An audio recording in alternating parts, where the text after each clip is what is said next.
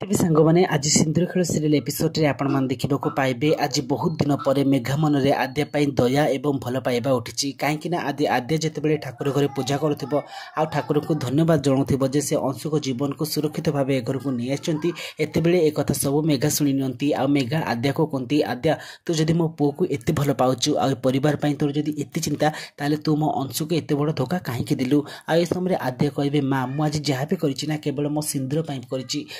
जानी भगवान सत को दिन ना दिन ए परिवार आग को नहीं आसबे हूँ तो से बहुत लेट हो किंतु जड़े सतीर निश्चय विजय हम आउ सब किसी मु भगवान को ऊपर छाड़ी जाइए कथा सुनला